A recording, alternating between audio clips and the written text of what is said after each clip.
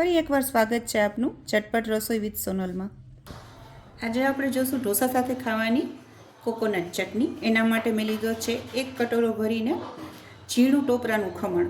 માપમાં જોઈએ તો એ 100 ગ્રામ જેટલું છે। આ 50 ગ્રામ જેટલી દાળિયાની દાળ છે। અડધો કટોરો ભરીને છે। અડધો કટોરો ભરીને કોથમરી છે। 1 ઇંચ લાંબુ આદું છે, એના ટુકડા કર્યા છે ને કોથમરીને ધોઈ નાખી છે। અને આ 3 લીલા મરચાં છે, એના ટુકડા કરી નાખ્યા છે। આ વસ્તુને આપણે મીઠું નાખી અને મિક્સરમાં આવી રીતે દળી લેશું। ને આમાં વઘાર માટેની સામગ્રી જોઈએ, 1 ટેબલ સ્પૂન ઓઇલ છે, 1 ચપટી હિંગ, 10-12 પત્તા લીમડાના અને 1 સૂકું લાલ મરચું, 1/4 ટેબલ સ્પૂન જેટલી અડદની દાળ અને 1/2 ટેબલ સ્પૂન જેટલી રાઈ છે।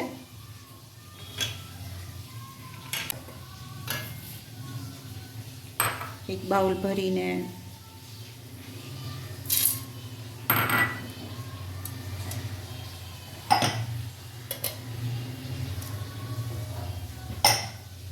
હવે આપણે આને મિક્સરમાં ચર્ન કરી લઈશું। હવે બતાવેલી સામગ્રી છે ને બધી મિક્સરમાં નાખી એકસાથે વાટી લીધું ને લગભગ આટલો દોઢેક વાટકા જેટલું પાણી આમાં એડ કરી મીઠું નાખીને બધું ચર્ન કરી લીધું છે। હવે આપણે ચટણીમાં વઘાર કરશું।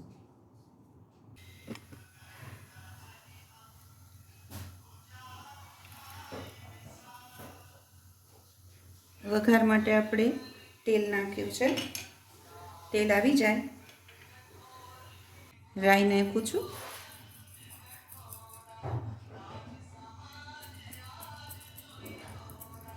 રાઈ, અડદની દાળ,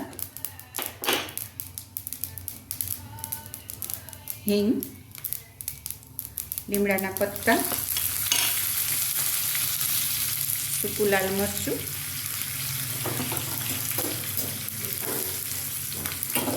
વઘાર રેડી છે।